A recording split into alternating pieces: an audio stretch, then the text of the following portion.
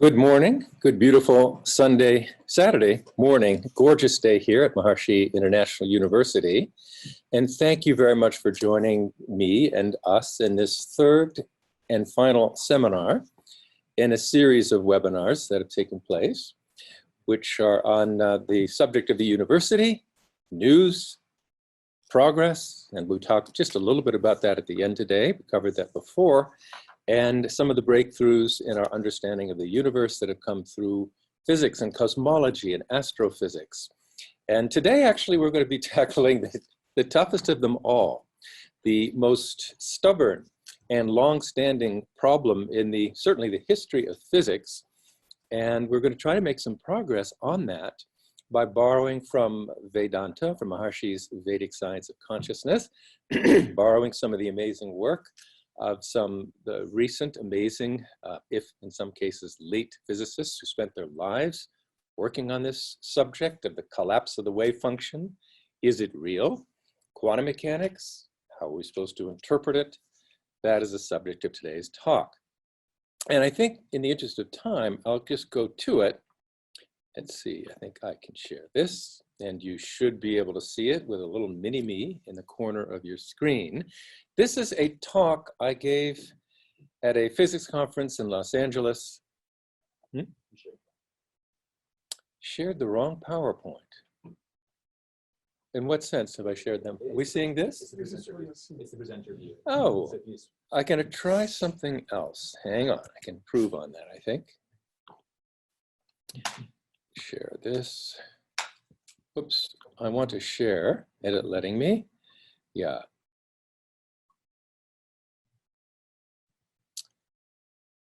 Maybe it is this. No, it is this. Try that. There we go. Is that vision approved? Thank you very much. It's technically more complex than it appears from home, believe me. The title of that talk, which I was very pleased to be able to do and be in the company of the founders of quantum mechanics and their students who were populating this talk. It was called Copenhagen 2.0. 100 years later, it's the 100-year anniversary of the founding of quantum mechanics in that famous Copenhagen meeting of the geniuses of the early 20th century. And my talk was called Re-envisioning Quantum Mechanics, and more specifically, universal mind and the non-collapse of the wave function. This talk will be laid out in several brief sections. The first will be just a few minutes, a reminder of what is matter, basically, current state of the art and our understanding of what physical matter is, followed by what is mind, followed is where the two meet, where mind meets matter, followed by a brief introduction to quantum mechanics, 10 minutes tops, without mathematics. The mathematics is there, but it's hidden from view. Quantum measurement and introduction, just 5 minutes. Then really getting to the heart of this talk and the progress that has been made in the next two sections called decoherence and the many worlds interpretation of quantum mechanics, followed by some conclusions and questions. So what is matter? Most of you have seen this before. The universe is structured in layers of creation from the obvious superficial sensory world through deeper levels of the atom and the nucleus and the subnuclear particles and grand unification, culminating in the discovery of the unified field at the foundation of the universe in the form of string theory. Again, those layers of creation are the classical world of brick and mortar physics, the world of day-to-day sensory experience. Underneath that is the world of the atom called quantum mechanics. We'll spend a lot of time on that today. Understanding a whole new language, a whole new logic, a whole new theory of the universe, which was absolutely necessary. It was not optional, it was necessary to understand the atom at the beginning of the 20th century. And within 20 or 30 years, quantum mechanics was obsolete and morphed into what's called quantum field theory, a far more powerful and sophisticated implementation of quantum mechanics necessary to understand the even smaller nuclear domain, and finally getting on in the last 2 decades to the discovery of the unified field in the fulfillment of Einstein's lifelong dream. And in a nutshell, the unified field is essentially an ocean of infinite silence, infinite eternal silence at its core. But deep within that silence is a hum, is the murmuring, are fluctuations of the field of unity, which I'll identify soon with the field of universal consciousness. It's lively, it's vibrant, it's reverberating within itself for all eternity. But 13, I should say, billion years ago, for reasons that are still somewhat vague, there was a flare-up in that primordial dynamism, and that flare-up of the unmanifest vacuum energy, vacuum fluctuations, led to the emergence of a bubble universe that grew, you could say, bodaciously in the process of what is called the inflationary universe.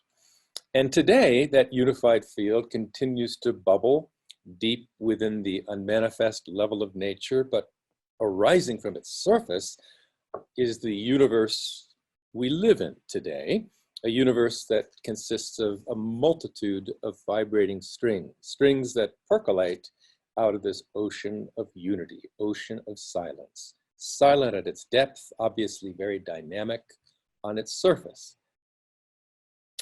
And those superstrings explain the emergence of the known particles of nature, the quarks and the electron and the graviton and photon. They all emerge as various vibrating states of these strings. Vibrating strings can vibrate in any number of different ways, but you can categorize them, if you wish, as clockwise vibrations of superstrings, counterclockwise vibrations, and let's call it other. And depending upon how that string is vibrating, it'll look like, say, a photon for a counterclockwise vibrating string, a graviton for a clockwise vibrating string, and the famous particles of nature, like the electron and the neutrino and the quarks, for these other modes of vibration. But it works, and it's brilliant. It's a little overwhelming in some respects. It's an extraordinary theory with extraordinary implications. We're still trying to wrap our mind around it. But basically, it explains how the universe we see and hear and taste and enjoy are all the different vibrating states of superstrings in the form of the elementary particles of nature and the nuclei and the atoms and the molecules and the people and the planets that are made of those vibrating strings. End of part one. Part two, what is mind? Now, this is an area that took some time in Los Angeles, but with this group, I can go very quickly. You're all familiar with the mind and even the deeper levels of the mind that most people more or less miss. Yes, there's the world of surface thought that we're all very familiar with, but there's the world of abstract thought that maybe mathematicians are familiar with, some physicists. There's the world of fine feeling, which is the specialty of the artist. A very, very subtle and abstract, but powerful level of our nature, intimate to us, very powerful in its influence upon our day-to-day moods and feelings. And beyond the finest feeling is pure abstract being, pure universal consciousness. Mathematicians have sharpened those levels of mind by formulating languages that apply to a multitude of different levels of subtlety and different levels of expansion of human awareness, of expanded comprehension, culminating in what they call infinity beyond comprehension, or the universe of sets.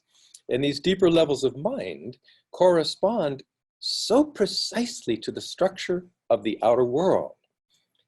These levels of mathematics, these languages of math, the real numbers, the rational numbers, the complex numbers, etc., correspond to the physics of Newton, the physics of Einstein, the physics of quantum mechanics, of quantum field theory, and unified field theory. This parallel between human intelligence and the intelligence of physical nature is so intimate that we can conclude on that basis, and the greatest physicists have also so concluded, that the foundation of human consciousness, pure consciousness, and the foundation of the universe, the unified field, are one and the same. So mind and matter unite at their source. Transcending is a very important thing to understand today, but you do. And rather than explain it in great detail, I'll just remind you that the normal progression of the mind is outward from a subtle impulse to concrete thinking, to speech, to action. Whereas meditation basically reverses that flow and draws the attention powerfully within to slip beyond the finest impulse of thought and to experience pure being. And that state of purely consciousness, pure abstract unbounded awareness called samadhi in the literature of yoga, is that state in which human awareness identifies with the unified field, and that fundamental unity between the inner unboundedness and the outer unboundedness of the unified field becomes obvious. However, Los Angeles was not an obvious audience in the sense that they had no contact with the unified field. They've probably not mostly even tasted the experience of pure consciousness. So some discussion is necessary to support the rather surprising identification of consciousness in its universal level, pure consciousness, and the unified field.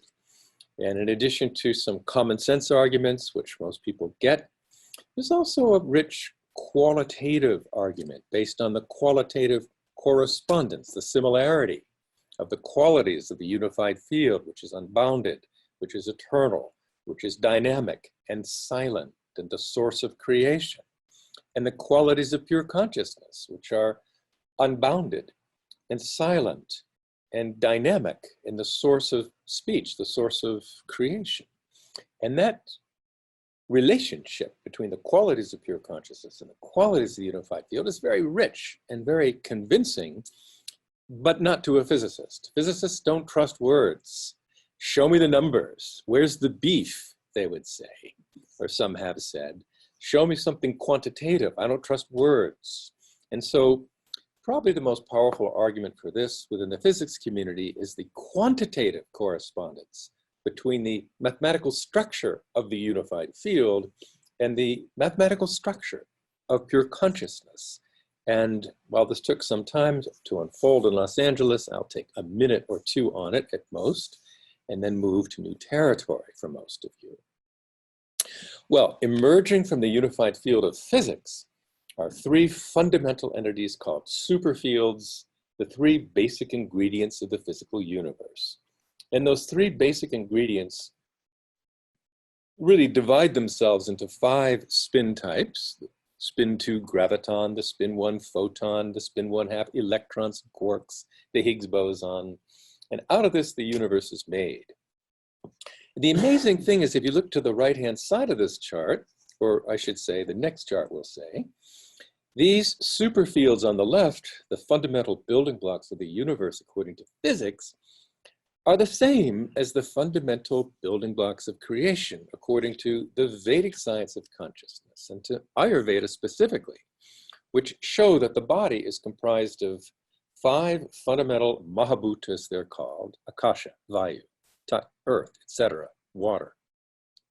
And these 5 doshas or prakritis, which are the unified combinations of 2 of these 5 spin types that organize themselves into vata, pitta, and kapha. And if you can look just kind of amazingly, the structure of what emerges from the unified field of physics and what emerges from the unified field of consciousness, from the science of consciousness, the Vedic science of consciousness, are identical, which means that those 2 unified fields must be 2 different words for the very same thing. It goes beyond that, and here's where it gets really rich. And again, this will be just a quick dusting of it.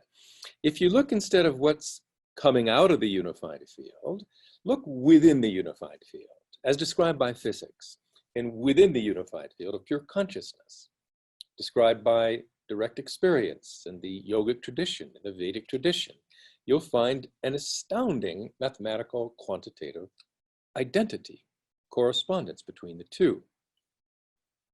In string theory, what happens is you see from unity the emergence of diversity in terms of the fundamental particles and forces of nature. And that emergence takes place in a series of steps whereby the simplicity of unity in the language of string theory becomes a system of 8 fundamental vibrational frequencies, fundamental vibrations of the unified field described by the core string theory called the D = 10 or 10-dimensional superstring.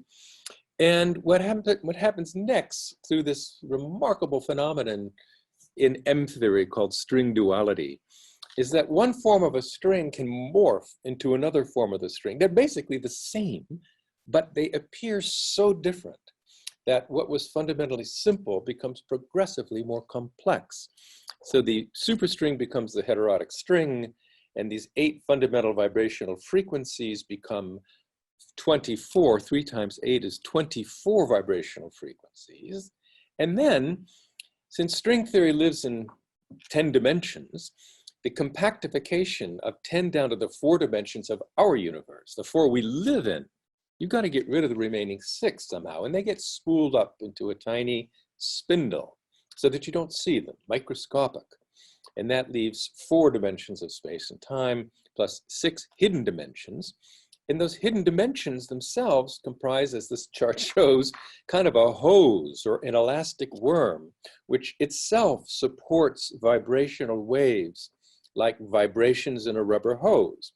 And that adds a whole range of additional vibrational possibilities for the unified field or string theory, as shown in this chart. 64 additional vibrational possibilities, vibrational modes, each corresponding basically to particles of nature. And you can see a picture of those curled up dimensions of space, wiggling like worms, giving us 64 more degrees of freedom, more vibrational modes. And finally, in this wrinkled up extra dimensions of space, the microscopic curled up 6 dimensions of space, on those extra dimensions, strings get stuck. They get caught up. They get wound around these dimensions. And those strings at that point are stuck to exist eternally, but wiggle. They too vibrate. And through certain mathematical gymnastics, you can show that there are actually 128 additional vibrational degrees of freedom that emerge from these trapped strings on the hidden membrane. So the total structure, the total vibrational structure of the unified field of physics is 192 vibrational degrees of freedom emerging sequentially from the 1, from the 8, from the 24 to 64 to eventually 192. And those 192 give rise to a spectrum of vibrating strings that match the elementary particles and forces of nature, in short, in a nutshell. So the structure of unity from the standpoint of physics is rich.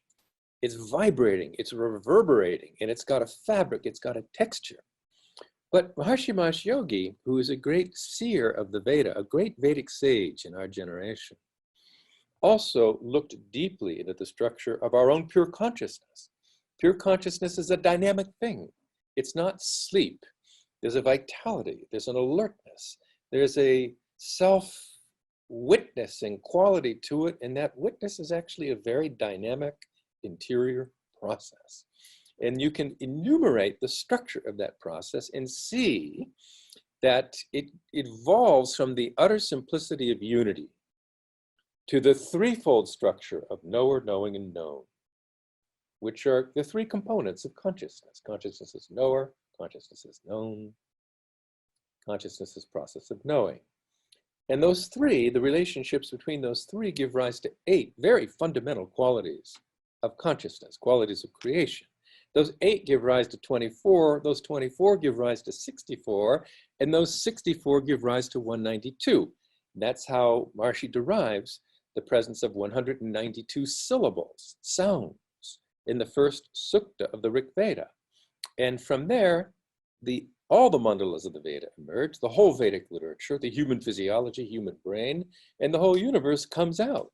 So this is an extraordinary parallel with physics, such a striking parallel to see that modern seers of consciousness like Maharishi, ancient seers of consciousness like Vedavyasa, and modern rishis, so to speak, based on intuitive and the incredible mathematical sophistication of certain brains, like Ed Witten, you have come up with the very same structure of the unity at the basis of creation, which is a very strong argument that these two unified fields are really two words for one thing. So there's the beef, I think we would say, if one is a theoretical physicist. And that's the argument that has the greatest impact. And this one, field effects of consciousness. We know that group practice of the TM and advanced TM City program creates a measurable, demonstrable, and important influence of social harmony and coherence, stopping social stress and stress-driven crime and social violence, even war. And we've seen that again and again and again in the published literature.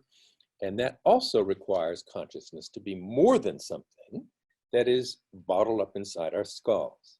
That requires a field model of consciousness. It is another, I would say, the final strong argument for this fundamental identity between pure consciousness and the unified field. End of section 2. I hope most of that was a review. We go through this in my course and other courses here on our campus. Please feel to join us for any of these courses and lectures online. Now, introducing quantum theory in 5 minutes or less. Without explicit mathematics, it's in here. In 1900, light, we knew, behaved like a field. It behaved like waves, like water waves almost. If you take a flashlight and shine it against a cardboard barrier with 2 little pinholes in the barrier, the light will peep through those peepholes and it'll shine out the other side. But just like water waves, light waves, when they pass through these holes, start to spread out again. And eventually they'll start to overlap each other, the light from the 2 peepholes. And when they finally fall against your photographic plate on the right, they will result in a very interesting, what is called interference pattern. So waves behave like that. They bend around corners, that's called diffraction. And those, in 2 ways, will overlap with each other and either reinforce each other, that's called constructive interference, or cancel each other out in what's called destructive interference. Or you have constructive interference, you have strong waves. And when you have destructive interference, you have no wave. And that leads to this spectrum, this band of this interference pattern of light arriving on your photographic plate on the right. But then in 1920, we started to notice that the light that arrives on your photographic plate actually comes in blips. It comes in the form of particles. It travels as a wave, but it arrives as a particle. We're going to go into that a little bit, but light seems to have both a wave nature and a particulate side. Similarly, in 1920, life was very simple. This was long before gender fluidity. Particles behaved like particles. And that was the picture, at least we thought was the case. But by 1920, it became clear that particles like electrons also have a wavy side. You wouldn't have thought it because a bullet, if you're lucky enough to get it through the peephole, it's just going to travel through in a straight line. But when an electron travels through a peephole, it curves, it bends out the other side and spreads out in a wave-like fashion. And when an electron goes through 2 peepholes in the wall, you get 2 waves coming through and they interfere with each other, creating this interference pattern that we're already familiar with. But remember, this happens with a single electron. You can shine 1 electron onto the cardboard with the 2 peepholes at a time, and it will go through both holes because, as I said, particles have a wave nature. It's actually really only when they arrive at the photographic plate that they really resume their particulate nature. So this is a very interesting thing, obviously, and it's going to play into this, but I have to point out one thing. This, by the way, wave nature of the electron is called the wave function.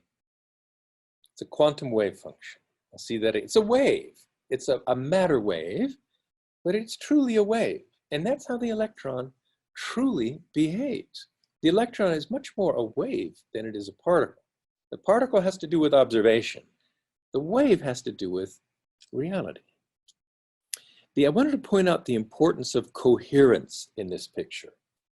These two waves, we're talking about the wave produced by a single electron wave function, emerging from the left, impinging on the cardboard, and emerging on the right. It's two waves that come through, that overlap each other and create this beautiful interference pattern, this lovely quantum effect. But if it's important that the phase, the relationship between these two emerging waves is precisely timed, because it's that precise timing that leads to the perfect reinforcement of these waves and perfect cancellation of these waves in different areas of the picture. So if instead of having a coherent wave emerging through these two holes that were synced with each other, if they were muddled around, if they were scrambled in any way, if they were retarded or accelerated in some way, then that perfect pattern of overlap would be diluted. It would be destroyed. It would be washed out. So it's very important. And by the way, once you lose your interference pattern, the particles will no longer arrive where they should. They'll arrive essentially at random. So coherence in quantum mechanics is important, and it's not easy to get. To maintain the quantum behavior of a system, you have to protect it. You have to isolate it from the environment. The environment causes decoherence. The environment is continuously scrambling your system. You've got air molecules pounding against the system. You've got electromagnetic radiation, sunlight, 5G. You've got many, many things that are impinging on us. And anytime a charged particle like an electron is influenced by a microwave, you're going to move and jostle and muddle that coherence. So environmental effects should be kept out if you want to see quantum effects. Quantum effects, for example, can jostle these electrons, if you see here, and in jostling these two electrons, you muddle this perfect coherence, this perfect phase alignment. And when you muddle the alignment, the whole pattern washes out, and you end up with the random arrival of electrons. So quantum mechanics has to be, strictly speaking, protected against the disrupting influence of the environment. And that disrupting influence is going to be very helpful to us today, actually. It is called decoherence. The environmental decoherence. It muddles coherence. It washes out interference patterns. It destroys this careful superposition of waves. Because if a particle passes through these two slits incoherently, they will actually not interfere with each other in any cohesive way. They will not have a cogent effect upon each other in any cohesive way. And in a sense, they basically lose their impact upon each other. And in that sense, once they come through this hole, they evolve independently of each other. They no longer have a cogent or detectable influence on each other. Their futures of these two emerging particles are effectively decoupled from each other as a consequence. In this quantum picture, spooky, interesting quantum picture in which the electron goes through slit 1 and slit 2, which is an amazing thing about quantum mechanics. That amazing quantum story of this and that really just degenerates into the familiar classical viewpoint of this or that. The electron goes through one or the other, but you don't really have to think of them as going through both. Okay, we'll see this again and we'll understand it better, but now I'm going to talk about mysterious subject called quantum measurement theory. Primer. Let's take a one-particle wave function. This is a wave function of a particle, maybe a proton. A wave function with two bumps, and that's sometimes called the dos humpos wave function. And that basically just means that, let's spread it out a little bit so we can see it. It means that this particle, maybe this proton, will either be found on the left or found on the right. Remember, the proton is really described as a wave. The reality of the proton is fundamentally a wave function. And it can exist like a wave both here and there. It can exist on the left and it can exist on a right. It's really a spooky coexistence of both. Quantum mechanics really is the physics that describes the level of pure potentiality, really the level of mind. It's not yet matter. Matter comes later as an afterthought. Quantum mechanics is real. Matter is an impression. So quantum mechanically, this proton is a spread out thing. And in this particular example, it can exist on the left or on the right. And in comes an observer. According to orthodox quantum mechanical textbooks, an observation by an observer collapses the wave function, either to this or to that, or to this or to that. But once you see the electron, then it's no longer here and there. It's here or it's there, as the case may be. So you have, this is the way we experience life. This may not be fundamentally what's going on, but the way we experience quantum measurement is that you do a measurement, you get an answer, and you live with it. But the mystery has always been how? How does the observer take this quantum reality of left plus right and essentially collapse it into left or right? Quantum mechanics provides no mechanism. Quantum mechanics provides no explanation. And unfortunately, there really is no easily conceivable mechanism that could possibly result in such a collapse. Strange. But we postulate that it happens because that's how we've learned to calculate stuff in quantum mechanics. But let's forget the human being and introduce a particle detector instead. The particle detector can detect the location of our proton. Does it, therefore, collapse the proton wave function into one possibility or another, like a human does? And frankly, to this day, that is hotly debated. Can a particle detector collapse the wave function or not? We'll return to that. While we're at it, how about a mouse? Will a mouse cause the collapse of the wave function to left or right, or perhaps not? To this day, that is hotly debated. What about a worm? So this idea of what it takes to collapse the wave function and who's allowed to do it, worms, humans, mice, that has been hotly debated for 100 years now. And because there's no known physical mechanism that actually causes the collapse, this wave function, which exists in both places, to somehow collapse to one or the other. Since there's no physical mechanism for it, this has been a topic of intense theoretical, philosophical, and even religious speculation.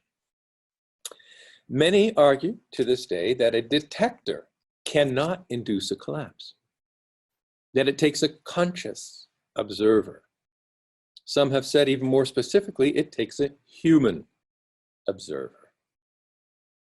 One prominent circle I know about in the 1930s actually promoted the idea that it takes a human being with a soul, and even more specifically, a Christian soul. Be that as it may, in recent decades, there have been, and continues to be, concerted efforts to put forth a more viable mechanism for wave function collapse. But none, in my opinion, without serious logical and technical, let alone philosophical issues. So let's take a fresh look at quantum measurement, a new approach based on what we've learned, based on decoherence. How could we take advantage of this phenomenon of decoherence, potentially, to understand this spooky phenomenon of the collapse of the wave function? So let's say we have a quantum particle in a superposition coexistence of spin up and spin down. Again, this is a quantum type thing. Particles spin. Almost all particles spin intrinsically, continuously. They spin clockwise, which is sometimes called spin up, or they can spin counterclockwise, which is sometimes called spin down. But quantum mechanically, you rarely have one or the other. You have some spooky combination of both. That's called a quantum superposition of spin up and spin down. In comes an observer, human or otherwise. Whether human or otherwise, the observer becomes, and quantum mechanics tells us that this is something that is directly computable. I'm suppressing the mathematics, and it's a bit formidable, but this is a mathematical provable thing. And I will actually prove it to you a little bit later. When the observer comes in contact with the system, in this case, the spin up, spin down quantum system, the observer becomes a part of that system. They're interacting with each other, and so they're really part of one big system. And this is the amazing thing. During the process of measurement, the state of the observer becomes correlated with the state of the observed. I'd like to see that again if that's possible.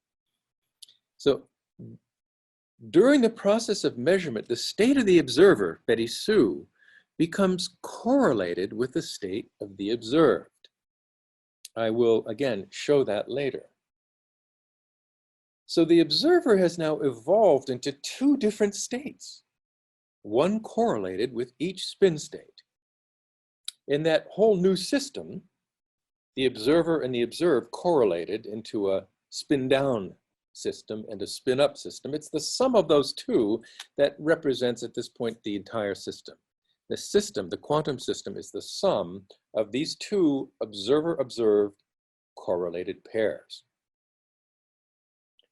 Due to the inevitable environmental influences, these two observer and observed states quickly decohere. They become effectively delinked from each other.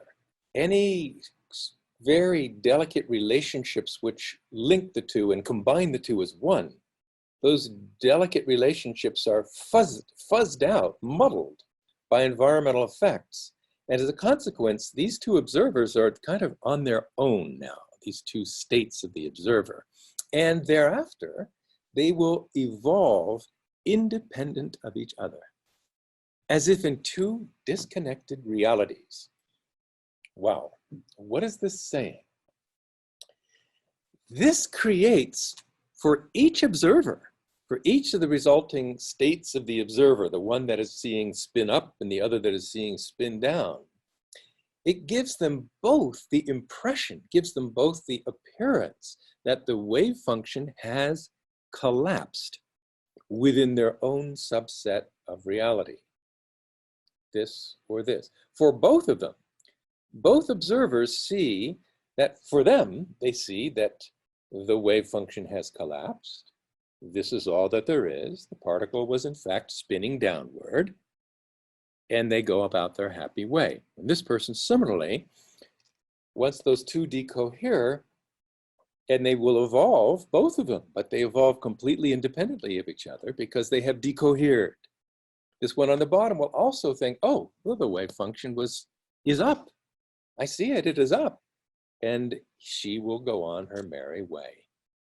And yet, fundamentally, there is no collapse. Collapse involves the destruction of one of these two outcomes. For this wave function of collapse, you'd have up or down.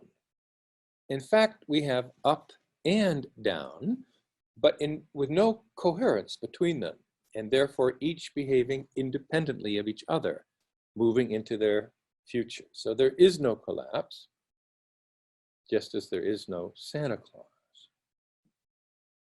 I'll come back to what I mean by that. So there's no actual, and in fact, there is no actual collapse. There's no destruction of one outcome versus the other. They've just decoupled. There's a decoupling of these two futures.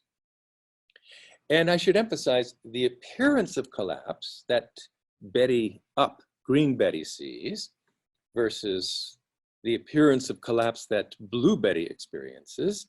This is not really a theory. This happens. This emerges demonstrably in a calculable way from the normal deterministic evolution of the wave function, Schrödinger's equation, just by incorporating the effects of decoherence. So you get the effect of decoherence, and yet there's no actual collapse. Again, no mysterious annihilation of one or the other. They both exist, and they each go their merry way. Having said that, now we could conclude there's no empirical reason. There's no empirical or scientific reason to invoke any ad hoc wave function collapse. It doesn't have to collapse. It simply decoheres. And by the way, at this point, there's no reason to invoke a human observer either. This will happen just as well, or even a conscious observer for that matter. This will happen just as well with a detector. And you'll still end up with this decoherence, with decohering, branching, independent futures, decohering, independent, branching histories. For all intents and purposes, you have the appearance of collapse, but with no actual collapse. And this leads us naturally to really the main conclusion, main subject, something which we could call the many worlds interpretation of quantum mechanics, but warmed over, really completely reinterpreted, new and improved. But before I get into these conclusions, I did promise you something, and I have shortchanged you thus far. What do you mean, as usual? The observer, I promised I would show you this. I made the claim that when an observer interacts with a system, a spin-up, spin-down particle system, the observer evolves into two separate states, one correlated with each spin state. That's important, and I want to show it in a simple way, with a simpler example. Let's go back to our one particle wave function. This one particle, maybe it's a proton, happens to have a double humped camel wave function. It could have 3, could have 50 humps. It could have any shape, but this is the shape I've chosen for illustrative purposes. To this positively charged particle, we're going to add a negatively charged particle, a second wave function. We're going to add a second particle to the system, a proton and an electron, let's say. Well, positive charge and negative charge attract each other. And therefore, these two wave functions are going to interact with each other. In particular, the negative charge of the electron is going to be drawn to the positively charged proton. But it's going to be drawn in two directions because the positive charge of the proton exists in both places in this quantum wave function. The shape of the wave function is that you've got electric charge concentrated on the left and more electric charge concentrated on the right. And those two concentrations will pull this wave function apart, basically, stretching it apart and it will move eventually until it becomes aligned with the proton, the first particle. And now these two wave functions, having influenced each other, are entangled. They're now correlated with each other.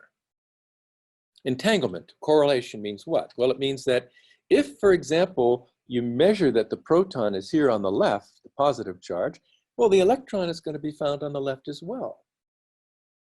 Or similarly, if you measure the electron on the left in pink, you know that the proton's also got to be on the left because it was the proton charge on the left that drew the electron wave function on the left. And similarly, if you were to discover that the electron were actually on the right, having performed a measurement, you would know that the proton is also on the right. So those two wave functions are correlated, and the total quantum system of this whole thing, as I mentioned once before, is these combinations. It's a correlated left state plus a correlated right state. And it's a quantum coexistence of both. It'll take an observer to determine, well, to collapse the wave function, to determine which one is real. But instead of thinking of the electron now, let's just think of our observer, Betty Sue. If she were interacting with the proton, she also would find herself in these two correlated states. Again, let's try a detector. If a detector is moved into place to measure the position of this proton wave function, measure the proton, during that process, the state of the observer becomes correlated with the observed. So the detector is now split into two states, entangled with the two states of the proton. So if they're entangled, and the total system is basically a sum of those two superpositions. Finally, Betty Sue, if she approaches the two protons with an intent to determine the position, she will also become correlated with each state of the observed and become entangled. And this is the sort of entanglement I was talking about before. So we'd said it, but we've kind of shown it now. This is a substitute for a lot of mathematics, but it's all fairly intuitive. So, but the interesting thing now when we're talking about Betty Sue is that Betty Sue's a macroscopic being, and she's got a macroscopic brain. And Betty Sue cannot be insulated from the environment. You might be able to insulate a proton or a neutron from the environment by putting it in a vacuum, but you can't insulate a human being, or a detector for that matter, from the decoherence effect of the environment. Betty Sue will inevitably be bombarded by photons, by radio waves, by cosmic rays, by air. And the careful alignment of Betty Sue on the left with Betty Sue on the right in this precise quantum coexistence will get muddled. It'll get muddled. And the two states, these two brain states, these two states of Betty Sue will decohere in an instant. So this spooky superposition of Betty 2 in two positions at once, something we never see. We see a neutron existing in multiple places at once, because a neutron can be isolated from its environment and it'll behave quantum mechanically. But you don't see human beings in superposition because the environment prevents you seeing that. What happens is these two brain states will disappear, will decohere, in a moment. And at that point, these two observers, these two states of Betty Sue will evolve in their own way. You'll have a system on the left where Betty Sue sees the particle on the left, and the system on the right where Betty Sue sees the particle on the right, behaving independently now. They're decorrelated, and they will each move forward in their own future. So that's how it is without the collapse of the wave function, just as an inevitable consequence of decoherence. Both Betty Sues will have the impression that she has seen the wave function left, or right. In this case, both. And both Betty Sue's will continue to evolve. This is just what quantum mechanics actually tells us. So now let's get to the gist of this. This will not be hard, but because there's not a lot, there's no math in it, but it's a bit of a mind bender. Let us revisit the popular notion of the many worlds interpretation of quantum mechanics. It has its strong advocates. It certainly has its strong detractors, and I can certainly see both points of view. But this is a new and improved version of the many worlds interpretation of quantum mechanics.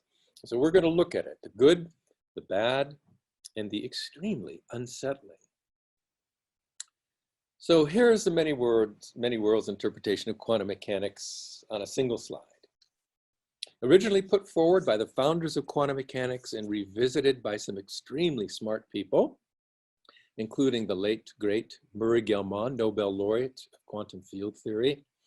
He was supposed to give my talk in Los Angeles, and he passed away about 2.5 months before that, and that's why they dredged me up to give this talk. I had worked with him in the past a little bit. I was going to work with him a lot more.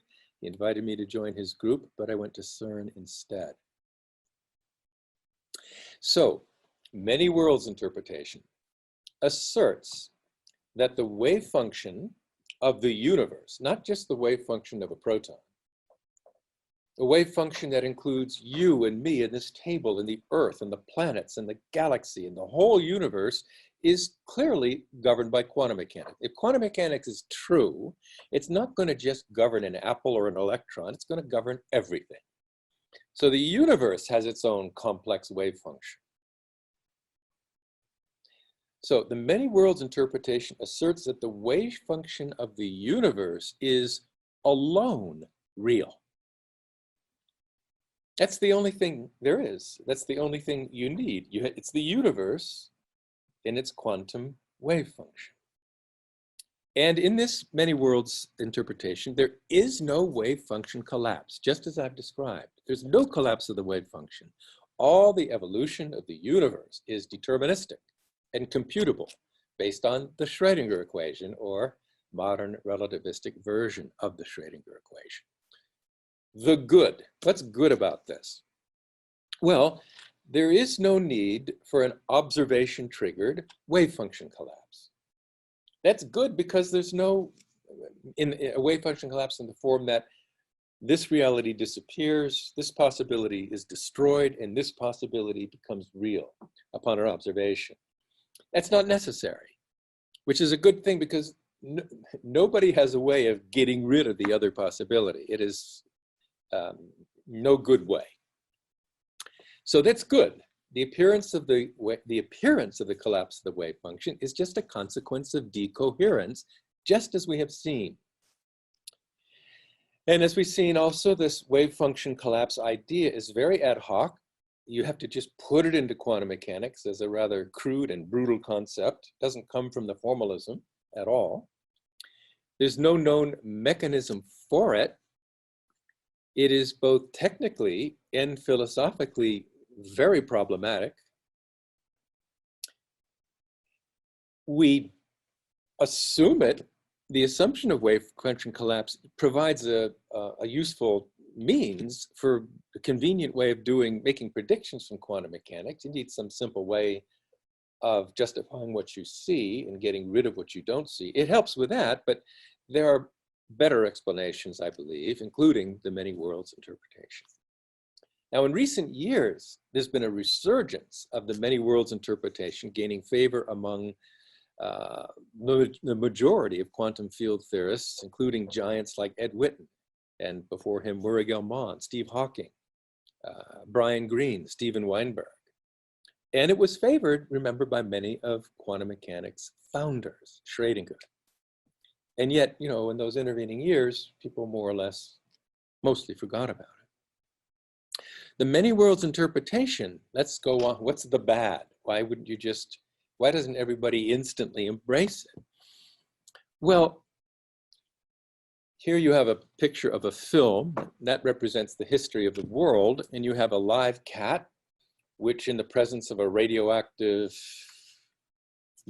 element could go into a state of live or dead, typically speaking, but in the many worlds interpretation, it goes into both. But quantum mechanics tells us it goes into both if you don't invoke the collapse of the wave function. But that's good, but it's kind of odd, at least, if not bad. It's highly curious that many worlds says that all possible outcomes of quantum measurements are in fact realized, are physically realized in some world or some universe. In other words,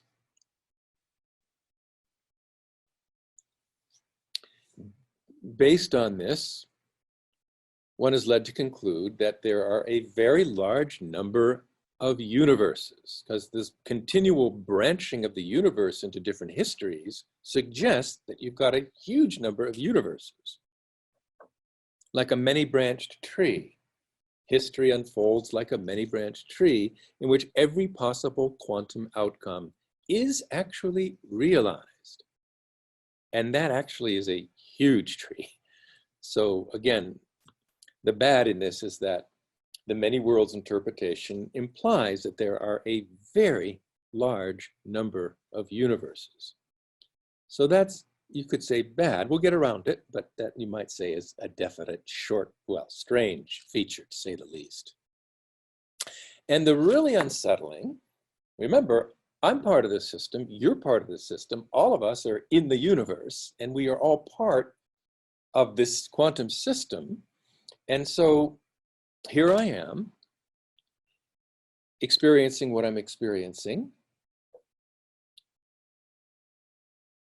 And very, very, very frequently, within a microsecond, my brain, because my brain basically is dividing itself, essentially, into a brain that sees multiple different outcomes. So the quantum events are happening continuously. We're embedded in them.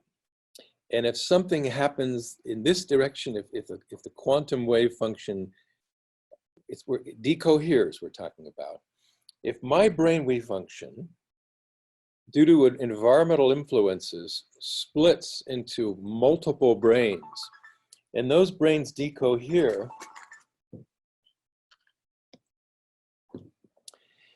there are going to be multiple me's, many bodies, many brains, and that also implies many minds. If the universe is branching every time there's a quantum event, it's branching all the time. And what I can think of and experience as me is continuously evolving into multiple me's, as this chart shows. That's unsettling. I certainly don't think I experience the universe that way. I seem to experience one me, following a consistent history of life. Where are these other me's? Well, again, in the many worlds interpretation, they're all there. They're just following their own path within some grand wholeness. Now, this is considered to be very unsettling, and it's really unsettling when you imagine all of these universes, all of these branching universes are real physical universes. And that's how most people have thought about it. All of these branching histories represent real physical universes. And the number of physical universes, just like this. I mean, this body is one now, and in a moment it is multiple. So those multiple bodies, multiple brains will share the same memories, will share the same life experience as if a few seconds ago, but now are each off on their own, developing a new history, developing the rest of their lives. So if those are all physically real, it's an incredibly extravagant universe. You could say it's an incredibly inefficient universe because, I mean, maybe universes are a dime a dozen, but you tend to think of the universe as something of some significance. And if there are zillions of them being hatched every picosecond, it just becomes kind of overwhelming. All those physical universes, really. But here's where the new interpretation helps. These are not many worlds. Let's reinterpret it in light of what we've said today, and then I'll review it. The many worlds interpretation, which we're going to rename in a moment, starts out the same. The many worlds interpretation asserts that the wave function alone is real, the wave function of the universe. The quantum wave function alone exists. There is no wave function collapse. Wave functions evolve in a computable way through the deterministic action of the Schrödinger equation. There's no wave function collapse. And indeed, there's no external observer to collapse it. We're all part of the quantum system. Nobody's going to walk in from the outside, observe the universe, and collapse it. We're part of the universe. This is meant to be a complete theory. It has to include us. Next point. Just as we've seen, the appearance of wave function collapse, the practical effect of wave function collapse is an inevitable consequence of quantum decoherence within this universe. So, and that's all as it was before. Here's the change. The many worlds interpretation of yesterday implies that there is a very large number of universes. No, a very large number of branching storylines. There are not many universes. In fact, there are not any universes.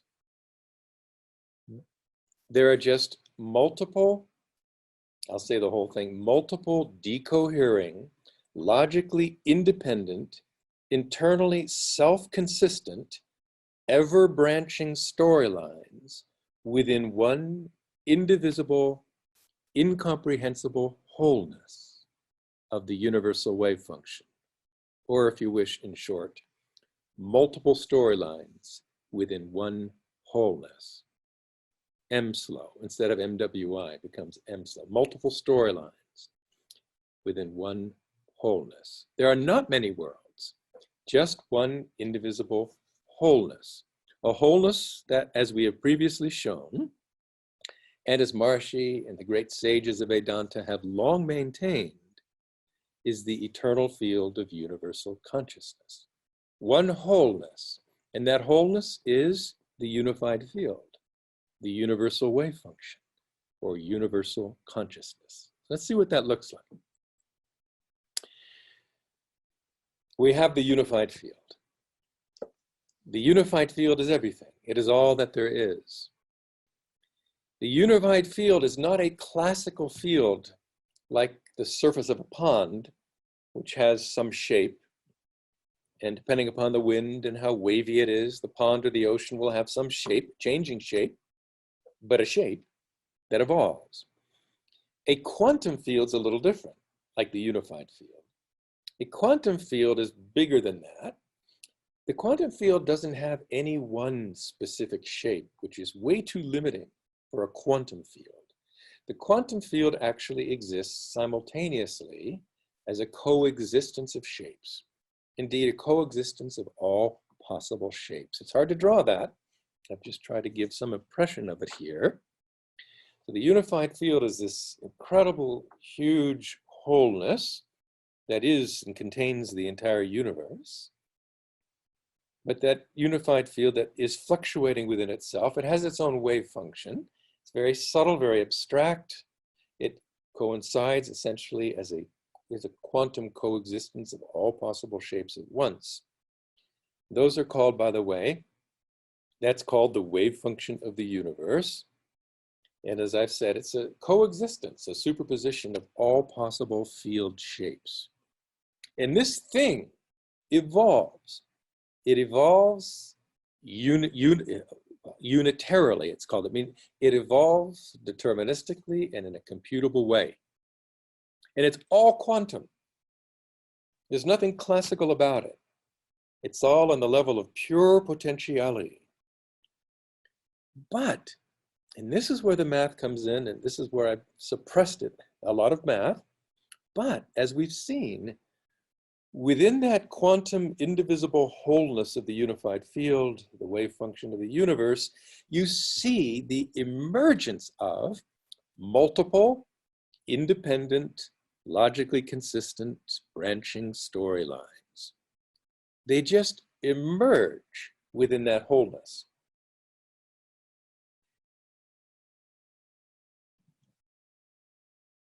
Multiple, independent, logically self-consistent branching storylines within one indivisible, incomprehensible wholeness of the universal wave function.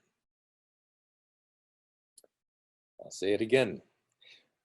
Multiple, independent, logically self-consistent branching storylines within one indivisible, incomprehensible wholeness of the universal wave function, which evolves unitarily and deterministically, means without collapse. There's no real collapse here. Well, if there's nothing really happening and there's no real collapse, it's all a quantum coexistence with no decoherence. Well, I shouldn't say no decoherence. What you'll have is, it's all a quantum pure state. There's no ignorance in there. It's total knowledge there. But this total knowledge reality of the unified field is incomprehensible to any mind. It is only comprehensible to infinite mind. Any mind less than infinite cannot see the whole. And if you're limited to seeing a part of the whole, limited to comprehending a part of the wholeness and not the full wholeness, you're going to see the effect of decoherence. Decoherence isn't something that actually happens. There is no loss of actual knowledge, but the relationships become so complex that they're incomprehensible to a localized being. Truly, the universe remains eternally entangled in one indivisible, perfect wholeness, no ignorance, all knowledge, total knowledge. But anything less than infinity, anything less than the ability to comprehend all entanglements, will put you in a position of seeing a local story that appears to arise as an approximation to the whole. I'll hit that again as I conclude. So first of all, some worrying things about this picture for some people. Are all of my branching brains, all of your branching brains, conscious? Brains that were identical moments ago and share the same memories, but now exist, you could say, in multiple states? The answer is yes, they're conscious, for the same reason that all brains are conscious. Because brains are not fundamentally classical. I mean, the brain, or at least the mind, has its roots in quantum mechanics and deeper into quantum field theory and all the way into the unified field itself. Our human consciousness, human mind, has its roots in the unified field itself. That's why it's conscious. The unified field is pure consciousness. Anything less than the unified field is not fully conscious. It's made of consciousness, it exudes consciousness, it reflects consciousness, but consciousness itself is the unified field, and human awareness is anchored at its basis in the unified field. That's what makes us conscious. It doesn't matter whether my brain is evolved into this brain and that brain. As long as we're basically, intact brains, we all will be conscious because we're all rooted in the unified field. Does it worry you to have multiple consciousnesses? Don't worry, there's only one. As Schrödinger liked to say, consciousness is never experienced in the plural. Consciousness is only ever experienced in the first person singular. And he concluded that's because there is only one, ultimately, there is only one consciousness. Or, as Maharishi would say, Dr. Nader would say, Vedanta would say, consciousness is all that there is. So, multiple storylines, not multiple universes, multiple branching storylines within one indivisible wholeness. That which was terribly unsettling because of the sheer waste of it all, the sheer what? Extravagance of having a huge infinity of physical universes all coexisting. It's not unsettling, it's just Brahm. Yeah, but still rather astonishing. So many worlds interpretation, I'd say, it's natural, it emerges naturally, yet astounding. So here are the concluding points and points for discussion. I'll take some questions. Truthfully, as the mathematics will reveal, this phenomenon of decoherence, it doesn't really happen. There's no loss of coherence in the unified field itself. Quantum mechanics remains quantum mechanics. Perfect coherence remains perfect coherence. The universal wave function has zero entropy, zero ignorance. It's all-knowing. So it's not on the level of Brahm that the ignorance is happening. The appearance of decoherence in branching histories, branching storylines, is for human intelligence and lesser intellects. Because only Brahm can comprehend Brahm, the one, totality. For those who can't comprehend that totality, there are small local realities our minds can comprehend and latch onto. Latch onto. So if we look at this last picture, if I can get back to it, there. If we look at this picture, within this ocean of inconceivable wholeness with unfathomable richness of complexity, you see the emergence due to decoherence of what are called semi-classical, which means approximately real islands of coherence that are logically self-consistent, detached from the whole. You can detach from them due to decoherence. You can detach from the whole, and you won't run into problems. Anything outside of your local whole is not going to be meaningfully influenced by anything else due to decoherence. So you have a local whole that makes local sense, a finite story, a comprehensible, bite-sized reality that consciousness can latch onto, that anything less than Brahm can latch onto.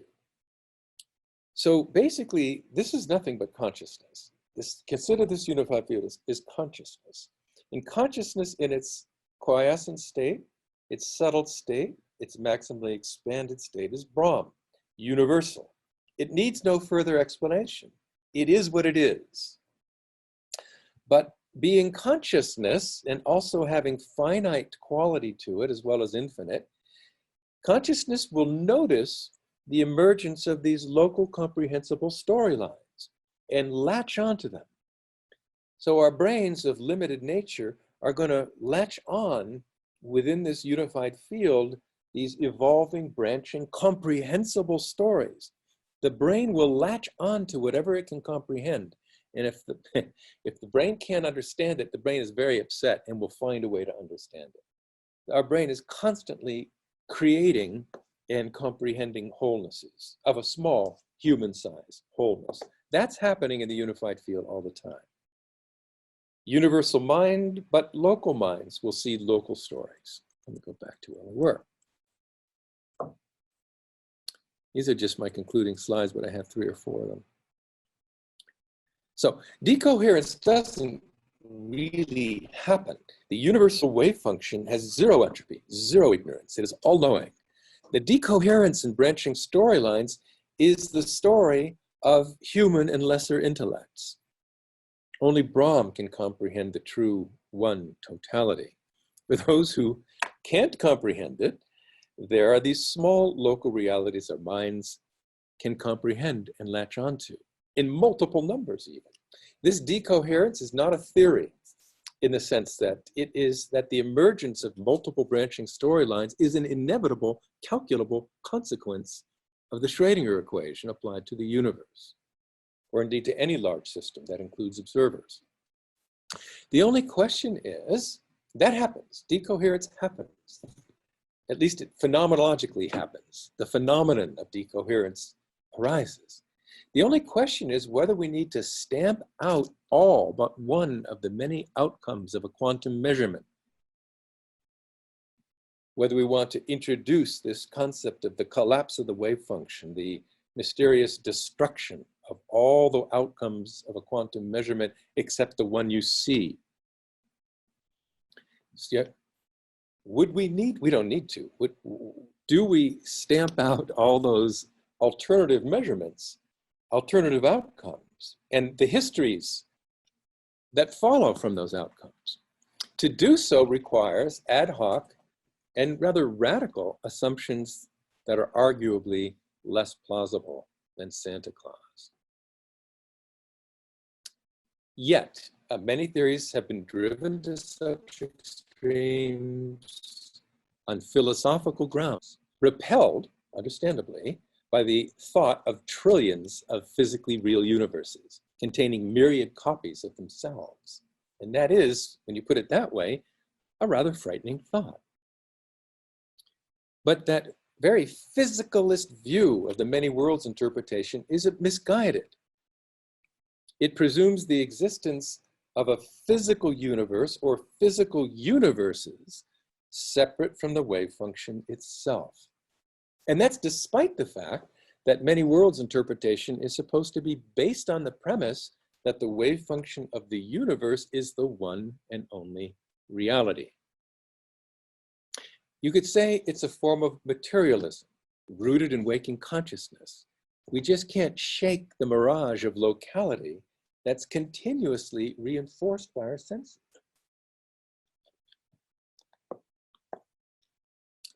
But we have shown today, I hope, that the universal wave function, the unified field, is the only reality we need. Everything we experience emerges automatically and demonstrably from that as a mirage born of limited vision. Last slide. Second to last. So there are many emergent brain states and apparent physical bodies with accompanying minds, possibly accompanied by subtle bodies. All this is a perception of finite minds that are bound by our local senses.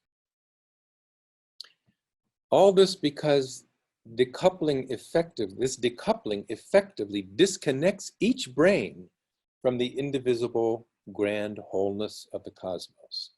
And that decoupling of the individual brain is really due to the inability of the individual brain to conceive of the whole. So there, many apparent bodies and many apparent minds with attendant subtle bodies, and possibly an individualized but universal jiva, or causal body, that connects and entangles all of my minds, all of my bodies. But just one universal I, one universal consciousness that experiences it all, which is my I, and it is your I. One eye with myriad eyes, myriad arms, myriad mouths, pervading myriad worlds. Is that not just the description of Brahm? I'll stop there and I'll see if any questions have come in that might help me clarify some of the very abstract points that inevitably come out in this sort of discussion. Brad. Yes, speaking of Brahm, one question was, when you say Brahm, is that the same as Brahman? Yes. By Brahm, I don't mean what could be called Brahma in the sort of Vedic parlance, which is the creator. Brahman means literally the great, capital G, great, the wholeness, the all and everything. And it is a state, there is a state of consciousness that comprehends that. It's called unity consciousness, but in its fully enriched, fully enlivened state. And in Brahman consciousness, consciousness is all that there is. These specific parts that the senses present, the specific experiences, the specific environment, the specific body, the specific mind that our individualized experience presents us is experienced We see, but we see it for what it is. Nothing separate from, nothing but the totality, nothing but unity precipitated in the appearance of diversity. But it is an appearance, that's the key thing. The reality is Brahm, eternal, unbounded, limitless, incomprehensible by the finite mind, but comprehensible by the infinite mind of Brahm, our maximally expanded transcendental being. So that's the reality. That's what I mean by Brahm. Beautiful. If the universe evolves unitarily and deterministically, is there a role of free will? It is the free will of the I. When we say that the universe behaves deterministically, we're saying that the universe behaves as it wants to, according to its own nature. A nature that fortunately can be understood to some degree by human intellect and by laws of nature, but it is the unified field acting according to its nature. So whatever we do, what we call freedom, it's the ability to do what we want. It's the ability to do what is our nature to do. And even if we do something that might be considered unnatural, it is our nature to do the unnatural in that state. So it's all freedom. The whole thing is freedom. The universe, while deterministic, you could say, in the sense that the unified field is functioning according to its incredible, unbounded, incomprehensible nature, that nature can at least be partly understood intellectually through the laws of nature that physics, for example, formulates. And to the extent we can understand it, we can, predict it. But it's all freedom. And but to that kind of mind that can comprehend it all, it is also knowable. If there is one wholeness with many branching storylines, do I therefore literally exist many times in different storylines? According to many worlds, yes, we are versions of us exist. Many versions of us. They're versions that were all the same yesterday, but have now branched out into slightly different and parting ways, slightly different future emerging branching histories. And you might think, well, that's so kind of out there. But at the same time, remember, the whole mirage of our individualized existence is kind of a mirage anyway. What we have is consciousness evolving. And consciousness evolves. It would be limiting to consciousness to limit the possibilities of evolution by somehow truncating all but one. So yes, you could say you exist not only as John Hagelin in various forms as of tomorrow, but you exist as everyone and everything in all manner of forms, everywhere. Because remember, the I in you, I can't emphasize this enough, and every time I would see Maharishi, he would say the same thing to me, hoping I would get it. Disappointed every time. He would say, there is only one I. The eye of the spider is the eye of the elephant, is the eye of man. There is only I. So every experience that is happening in this universe is happening to you. It is your eye. Now, I've got this pair of glasses on and I have Brad's eyes on over there, but there's no loss. It's all you, all evolving according to this incredible machinery designed to support the evolution of beings. That's the Vedanta view. It's way out there, but it is, the great sages would say, it's the only viable reality. And Maharishi would say, unity consciousness, Brahman consciousness is the only really correct understanding. Cosmic consciousness has its limitations. It's more complete than waking consciousness, but there's so much in cosmic consciousness you don't yet see. You don't see the unity of everything. In unity consciousness, you see the truth. That's capital T, truth. And you can look back on your life in cosmic consciousness. You can look back on your life in waking consciousness, and you understand it. You see where it is, where it fits, but it's a very limited view compared to what you know in unity consciousness, which is capital T, truth. It's the ultimate reality. All right. One more, and then I think we better let people go. Okay, this is a little less cosmic, but in the double split experiment, Mhm. where the cardboard wall with the two slits, it seems to have a neutral role on the electron, but not the same role as the observer.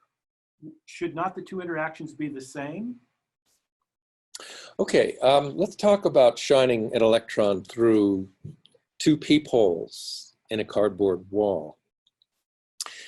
The effect of the cardboard wall with the two peepholes is basically to absorb most of those electrons. They'll become part of the structure of the wall. But the lucky ones that make it through the peephole, two peepholes, we can say, the ones that go through one or both peepholes, and they're really going through both, are the ones that survive. So the wall has had a very distinctive effect, a very significant effect on the wave function. It's limited the huge majority of the wave function, bottling things down to relative few. Now, the observer on the photographic side of the plate, we can either talk about the human observer or the photographic plate itself, they're having a bit of a more mysterious effect because they are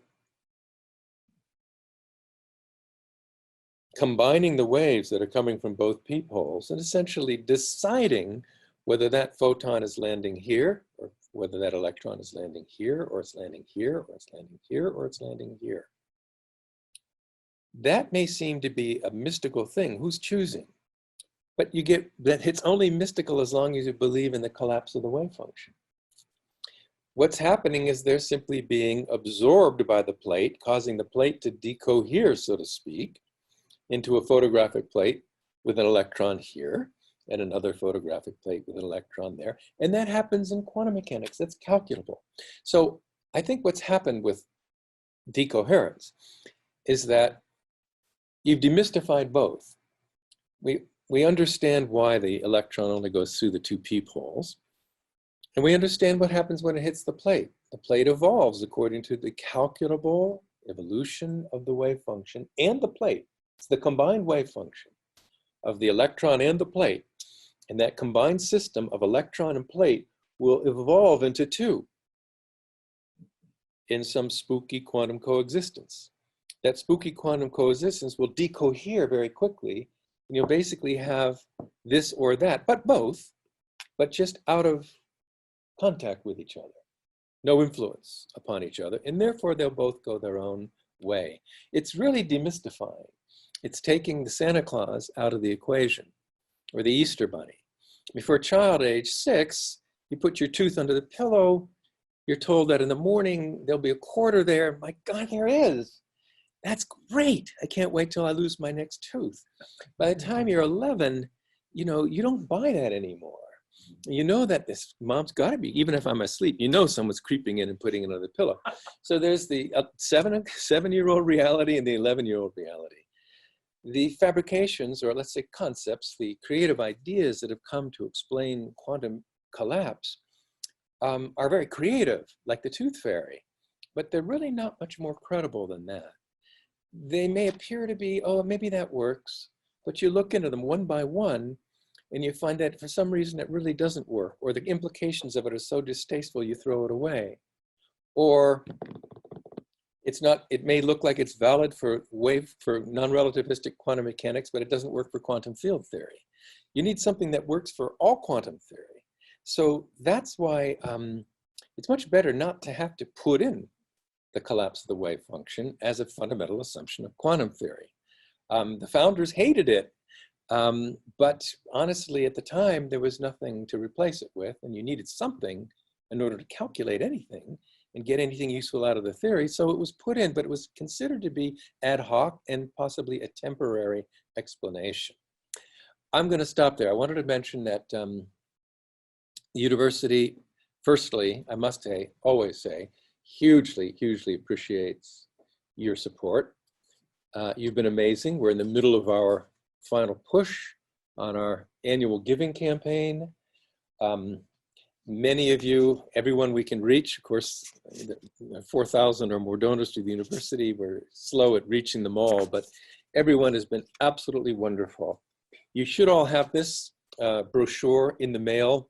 You should also have received it via email as an e-brochure, maybe twice. We'll probably send it again this afternoon for anyone who missed it or can't find it. It's short, but it's wonderful. It really shares some amazing progress of the university. We have what looks like in the fall, by far, the biggest entering class in the history of the university. We have by far the largest number of students who are majoring in Maharshi's own knowledge of Maharshi Vedic science or of Maharshi Ayurveda and integrative medicine, which is a huge major, growing fast. So it's very exciting. The enthusiasm for Maharshi's knowledge is more lively on Earth and in the United States than it has ever been. Maharshi's knowledge is eternally timely, but it's especially timely now. Maybe the COVID pandemic has served to awaken people to the need for some deeper knowledge of health and well-being, deeper knowledge of life. So it's very, very exciting. But at the same time, the economy is in a very rough state. And the hiring of Maharshi International University's computer science graduates in particular, of which we have hundreds, has slowed to a crawl. And it won't pick up again probably until this economy begins to really rebound.